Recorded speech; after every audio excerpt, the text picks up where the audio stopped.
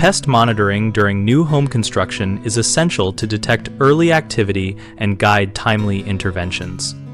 During the framing and rough-in phases, we recommend a layered monitoring strategy that fits into the construction schedule and does not slow progress. Start by placing glue boards in utility rooms and areas with wiring or plumbing runs because these locations concentrate pest movement and give early warning signs. Install termite bait monitoring stations around the foundation perimeter at standard spacing and document their locations so future inspections are consistent.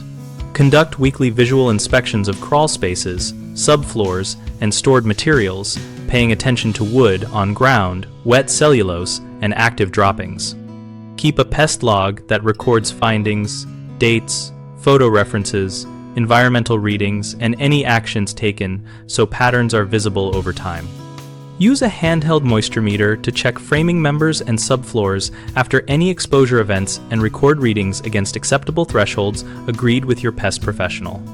3 common issues are missed early signs due to infrequent checks, underestimating moisture risks during exterior work, and poor documentation that hides trends.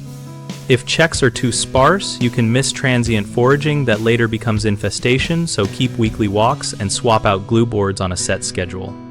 Moisture from delays in roofing or siding increases termite and wood rot risk, so use moisture meters and dry exposed wood within 48 hours when practical and cover stored lumber.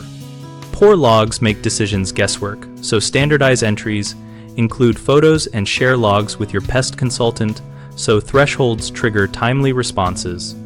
We run bighomeprojects.com to help homeowners and contractors connect around projects and pest monitoring best practices. On our site, we list local contractors, provide tools to track findings, and host an active discussion community where builders, pest professionals, and homeowners share field experience.